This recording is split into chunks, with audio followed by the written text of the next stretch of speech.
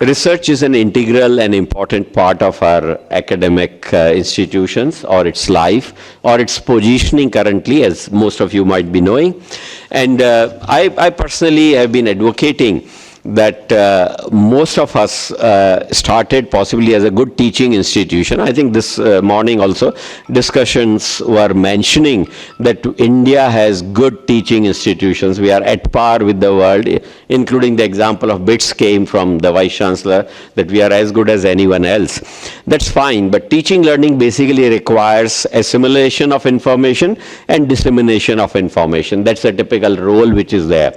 But generation of information is very important. We depended upon external sources, and generation for me in a loose way is nothing but research. You are generating something new which you can teach, which someone can follow, improve upon, and so on and so forth. And therefore the research is important for sure, and I don't have to emphasize further, but fortunately the organizers have shared that research has created many jobs even in the advanced economies. UK's example has been given, just in case you have seen. But what is very interesting is that the return on investment in certain case, the example which has been given in the UK, has been close to 1000%. I think that's a very high return on investment, and therefore it speaks volumes about the potential of research if it is done. And let me tell you, these data possibly comes from the studies which the government is carrying out. Government in US, government in UK has spent a lot of money to understand what is the impact of research. What is happening out of research? Is it research for sake of research? Is it research which is society beneficial to society or whatever it may be? So something like that is possibly happening with the research. The other thing which is possibly important in case of research is whether you like or not. There was some time back in some of the typical top Indian institutions, except for IITs, ISC, that you try to do the research, people will laugh at you. People will say, hey, this guy is trying to show off by doing research and is trying to be very different from others.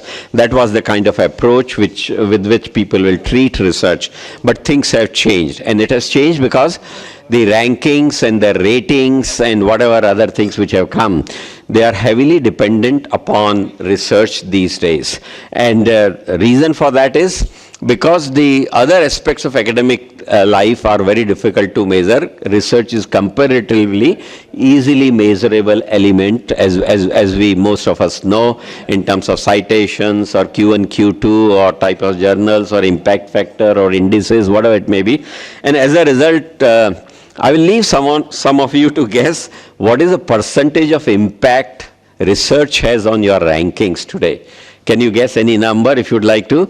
I think the organizers have given a data where it's 59%, and let me tell you it's true to a large extent, and this is Times Higher Education is being quoted. I also studied that, which happened recently, means in 2025, March, April in Macau, that's where the percentages are pretty high for me. Earlier I thought it's limited to 40-45%, but it's going up to 60%, and it's going up to 60% possibly because the academic side of measurement also says how many PhD qualified faculty, how many PhD students in the enrollment. So that obviously is reflection on the research side of it. So research is becoming omnipresent, and let me tell you, even QS is no different. QS team was, many of us were there in the QS event yesterday, and we know that that QS is also changing. Of course, there is an element of what I personally know from here and there, some discussions that the citations which have been highly manipulated in certain cases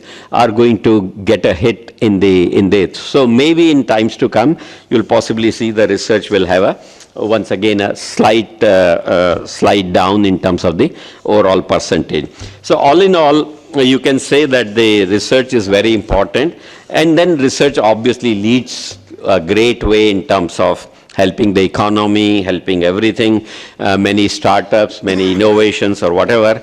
And in this context, I would say that innovation, research, maybe very loosely consulting, testing, various other things can be broadly covered under the element of entrepreneurship and all that, covered under the aspect of research, because these are not necessarily conventional teaching learning.